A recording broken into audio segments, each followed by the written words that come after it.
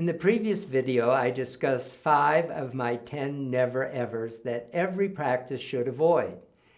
These 5 are: never turn your back on the patient, never have your hand on the doorknob when speaking to a patient, never see a pharmaceutical representative when you are seeing patients, never use a phone tree, and finally, never fail to update your website regularly. In this video, I will cover 5 additional mistakes to avoid. Never ever number 6.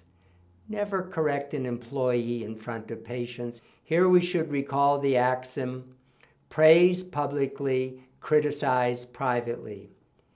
If you need to address an errant employee, I find it best to say to the staff member that you would like to talk later in the day and then meet him or her with the office manager or the practice human resources manager to discuss the problem. Never ever number 7.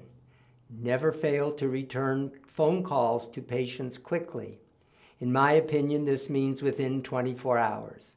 Otherwise, you are sending a negative message that the patient isn't important.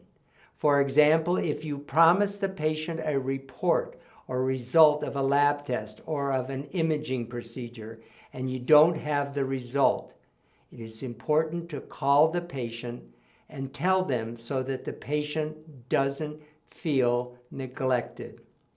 This conveys that nothing has fallen through the cracks and that you remain on top of the situation.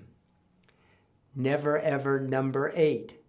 Never start your day behind schedule for seeing patients. A physician shows disrespect for a patient by having them wait 30 or 60 minutes or even longer. While there is always the possibility of an emergency causing an unusual delay, most practices keep patients waiting even when there are no pressing emergencies. There's no better way to build a good reputation for your practice than being labeled as an on-time physician. While none or very few of us can change healthcare legislation, all of us can be more sensitive to patients' time. There's no better way to do this than to see your patients on time. Never ever number 9. Never fail to apologize for a mistake. Doctors, after all, are human and we all make mistakes. Every mistake offers an opportunity for improvement in caring for your patients.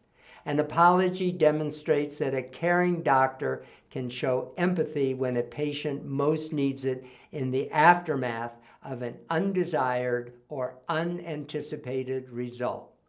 Finally, never ever number 10.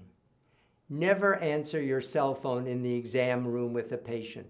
I suggest you make every attempt to avoid interruptions during time with patients.